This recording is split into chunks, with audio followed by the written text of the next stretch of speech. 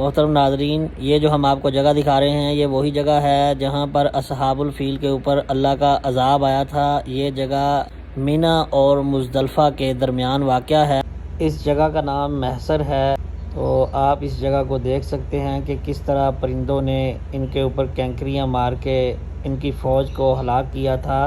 اور ان کے ہاتھیوں کو بھی ہلاک کیا تھا، اور اس کا باقاعدہ قرآن میں ذکر ہے۔ بسم اللہ الرحمن الرحیم۔ محترم ناظرین و سامعین، السلام علیکم ورحمۃ اللہ وبرکاتہ۔ آج ہم صحاب الفیل کا جو قرآن میں ذکر ہوا ہے، سورۃ فیل، ان کے بارے میں اتری ہے، اس کا ایک پورا پس منظر ہے، اور اس کا تاریخی حوالہ جو ہے وہ ابن ہشام، تفسیر ابن کثیر اور ابن خلدون، بلازری اور دوسرے مورخین نے اس کو لکھا ہے۔ اصل میں ابرہ نامی جو گورنر تھا اس کی صنع میں حکومت تھی، اور یہ حبشہ میں عیسائیوں کی حکومت قائم ہو چکی تھی۔ 525 عیسوی میں عیسائیوں نے یہاں پر اپنی باقاعدہ حکومت قائم کی تھی، اور صنع اس کی حکومت میں شامل تھا، اور صنع میں یہ جو ابراہ ہے یہ ایک گورنر کی حیثیت سے تھا، اور یہ حال ہی میں حکومت جو ہے عیسائیوں نے یہاں پر قائم کی تھی۔ پہلے یہاں پر ایک یہودی فرمانروا حکومت کرتا تھا، تو حبشہ میں عیسائیوں نے اپنی حکومت قائم کر لی تھی، اور اس لیے انہوں نے یمن میں بھی اپنی حکومت قائم کر لی تھی۔ رومی حکومت جب سے مصر اور شام پر قابض ہوئی تھی، اسی وقت سے ان کی کوشش یہ تھی کہ رومی سلطنت مشرقی افریقہ، ہندوستان، انڈونیشیا وغیرہ ممالک اور رومی مقبوضات کے درمیان جس تجارت پر عرب صدیوں سے قابض ہیں، اسے عربوں کے قبضے سے نکال کر وہ خود اس کے اوپر قبضہ کر لیں، تاکہ اس کا منافع جو ہے وہ پورے کا پورا انہی کو ہو اور عرب تاجروں کا واسطہ بیچ میں سے ہٹ جائے۔ بہرحال انہوں نے اس کو اپنے سیاسی مفاد کو حاصل کرنے کے لیے اس علاقے میں اپنا تسلط حاصل کرنا چاہتے تھے، اور حتیٰ کہ کوئی ہیلا بہانہ ڈھونڈ کر وہ عرب کی اس تجارت کو ختم کرنا چاہتے تھے۔ مکہ میں رہنے والے اور اس کے ارد گرد کے قبائل جو کہ حج اور عمرے کے لیے یہاں پر آتے تھے، خانہ کعبہ کو ان کے نزدیک ایک مرکزی حیثیت حاصل تھی، اور ہر سال وہ حج اور عمرہ کے لیے جاتے تھے، اور سیدنا ابراہیم علیہ السلام سے یہ چلتا ہوا آ رہا تھا۔ تو یہ جتنے بھی سیاسی مفاد ہیں، یہ حبش کی حکومت کا جو گورنر تھا ابراہ، یہ وہ حاصل کرنا چاہتا تھا، تو اس کے لیے اس کو ایک بہانہ چاہیے تھا۔ ابن اسحاق اور ابن کثیر نے اس کو تفصیل سے لکھا ہے۔ اس نے ایک کلیسا تیار کروایا، اور اس نے کہا کہ تمام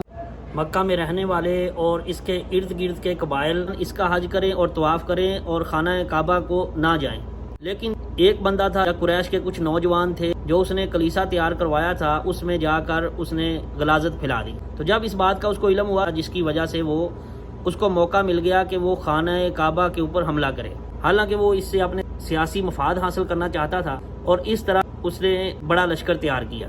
ابن اسحاق کی روایت کے مطابق ابراہ جو تھا اس نے اربات نامی گورنر کو قتل کر کے اس سے صنع کی حکومت چھین لی تھی۔ تو اب یہ حبش کی حکومت جو ہے وہ اس بات پر راضی ہو گئی تھی، اور ابراہ کو جو اس کی صنع میں حکومت مل گئی تھی۔ بہرحال یہ ابراہ نامی شخص کسی طرح بھی بادشاہ بنا، اس نے خانہ کعبہ کو ڈھانے کے لیے ایک فوج تیار کی۔ وہ 571 عیسوی میں ایک لشکر تیار کر کے وہاں سے نکلا، جس میں 60,000 فوج، 13 یا 9 ہاتھی لے کر وہ مکہ کی طرف روانہ ہوا۔ جب وہ مکہ سے 3 کوس کے فاصلے پر رہ گیا، تو محمد بن اسحاق کی روایت کے مطابق وہ مغمس نامی جگہ ہے جہاں پر ابراہ پہنچا، تو اس نے اپنے مقدمۃ الجیش آگے بڑھا دیا۔ اہل تہامہ اور قریش کے کچھ مویشی جو ہیں لوٹ کر وہ لے گئے، جن میں اللہ کے رسول صلی اللہ علیہ وسلم کے دادا عبد المطلب کے اونٹ بھی تھے۔ تو وہ ابراہ کے پاس پہنچے اور انہوں نے اپنے اونٹ کا مطالبہ کیا، تو اس نے کہا کہ تم مجھے شکل و شباہت سے بہت اچھے آدمی لگتے ہو، لیکن تمہاری اس بات نے میری نظر میں تمہاری ویلیو کم کر دی ہے، کہ تم یہ جو بات کر رہے ہو کہ تمہیں تو اونٹوں کی پڑی ہے، اور میں تمہارے خانہ کعبہ کو گرانے آیا ہوں۔ عبد المطلب جو کہ اللہ کے رسول صلی اللہ علیہ وسلم کے دادا تھے، انہوں نے کہا کہ میں تو اپنے اونٹوں کا مالک ہوں، اور جو اللہ کے گھر کا مالک ہے وہ اس کو بچا لے گا۔ تو انہوں نے جب اس طرح کا جواب دیا اور اپنے اونٹ لے کر وہ وہاں سے چلے گئے، کیونکہ یہ ایک تاریخی حوالہ ہے۔ بہرحال حدیث میں یہ حوالہ نہیں ملتا، لیکن ایک حدیث ہے جس میں اللہ کے رسول صلی اللہ علیہ وسلم اسی سال پیدا ہوئے تھے۔ صحیح مسلم شریف میں 2299 نمبر حدیث ہے۔ حضرت قیس بن مخرمہ رضی اللہ عنہ فرماتے ہیں کہ اللہ کے رسول صلی اللہ علیہ وسلم عام الفیل کے سال پیدا ہوئے، جو کہ عام الفیل عربوں میں یہ سال بہت مشہور ہو گیا تھا۔ ایک ہاتھی تھا جس کا نام محمود تھا، وہ ہاتھیوں سے آگے آگے تھا اور باقی ہاتھی اس کی رہنمائی میں چلتے تھے۔ تو وہ ہاتھی جو ہے وہاں پر بیٹھ گیا، اس ہاتھی کو چوبھا گیا، لیکن وہ ہاتھی اپنی جگہ سے ٹس سے مس نہ ہوا۔ لیکن جیسے ہی اس کو اٹھا کر دوسری سمت بھگاتے تو وہ اس سمت چل پڑتا، لیکن وہ خانہ کعبہ کی طرف نہیں چلتا تھا، اور بہت زیادہ کوشش کرنے کے باوجود وہ ہاتھی وہیں پر بیٹھا رہا۔ لیکن جب اس کو اٹھایا گیا تو اللہ نے قرآن میں اس کا پھر تذکرہ فرمایا، الم تر کیف فعل ربک باصحاب الفیل۔ اللہ نے اس میں سے بیان کیا کہ اے پیغمبر، کیا تم نے نہیں دیکھا کہ ہم نے ان ہاتھی والوں کا کیا حال کیا؟ الم یجعل کیدہم فی تضلیل، ان کے مکر کو نکارا نہیں کیا۔ وارسل علیہم طیرا ابابیل، اللہ نے فرمایا کہ ہم نے ان کے اوپر پرندوں کے جھنڈ بھیج دیے، ترمیہم بحجارۃ من سجیل، جو ان کے اوپر پکی ہوئی مٹی کے کینکر مارتے، فجعلہم کعصف معقول، جو ان کو کر دیتے کھایا ہوا بھوسا، ان کو ایسے بنا دیتے۔ ابراہا جیسے ہی اپنے لشکر کو لے کر آگے بڑھا تو مزدلفہ اور منی کے درمیان ایک جگہ ہے جس کا نام محصر ہے۔ محصر وہ جگہ ہے جہاں پر ابراہا کے لشکر کے اوپر اللہ نے پرندوں کی فوج بھیجی تھی۔ تو جیسے ہی یہ وہاں پر پہنچا تو اللہ نے اس کے اوپر پرندوں کی ایک فوج بھیج دی۔ ان پرندوں نے اس کی فوج کے اوپر حملہ کر دیا، اور وہ پرندے پتھر کی کینکریاں اپنے منہ میں لیے ہوئے تھے،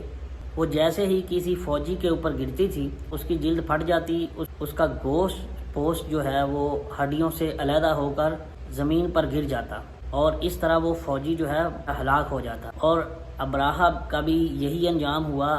جب انہوں نے یہ معاملہ دیکھا تو کچھ فوجی اس کے واپس بھاگے، لیکن اللہ نے جو ان پر عذاب نازل کیا اس سے ان کی حکومت جو کہ یمن میں تھی وہ کمزور ہو گئی، اور اس واقعہ کا جو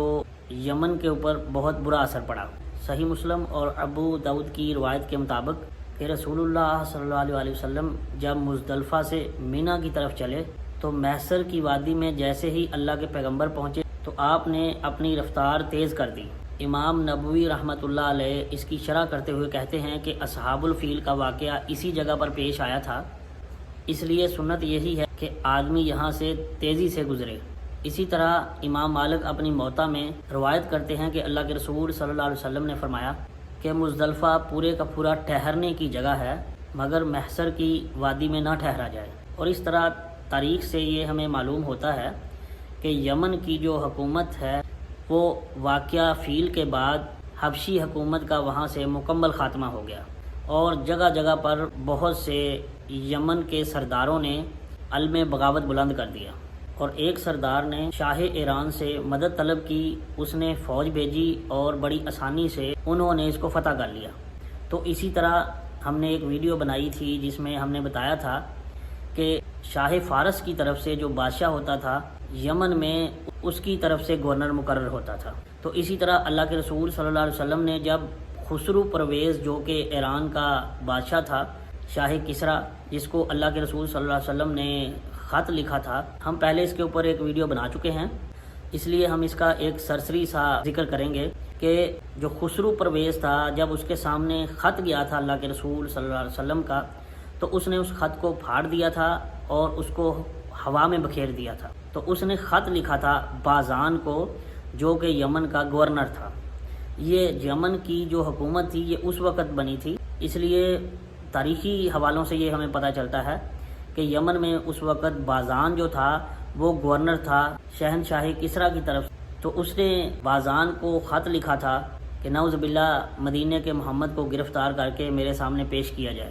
اور اس کے بعد اللہ کے رسول صلی اللہ علیہ وسلم کے پاس اس نے 2 آدمی بھیجے، اور ادھر سے اللہ کے رسول صلی اللہ علیہ وسلم کے ایلچی نے بھی اللہ کے رسول کو بتا دیا تھا۔ اللہ کے رسول نے اس کے لیے بددعا کی تھی کہ اللہ اس کی سلطنت کو پارا پارا کرے۔ جب حضرت عمر رضی اللہ عنہ کا دور آیا تھا تو مدائن میں جو یزدگرد اس کا آخری بادشاہ تھا اس کو شکست ہوئی تھی، اور مدائن پر مکمل مسلمانوں نے قبضہ کیا تھا۔ تو اللہ کے رسول صلی اللہ علیہ وسلم کے پاس جب وہ 2 آدمی بھیجے، انہوں نے ان کو کہا کہ اللہ کے رسول صلی اللہ علیہ وسلم کے بازان کی طرف سے ہم آئے ہیں، آپ ہمیں گرفتاری پیش کریں تاکہ آپ کو شہنشاہ فارس کے سامنے پیش کیا جائے۔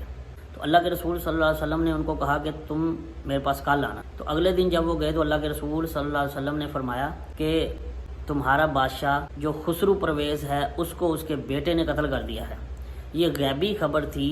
جو اللہ سبحانہ و تعالیٰ نے اپنے پیغمبر کو دی تھی. تو یہ خبر کو سن کر وہ بھی ایک دفعہ چونک گئے تھے اور انہوں نے سوچ لیا تھا کہ اگر یہ بات سچی ہے تو یہ اللہ کا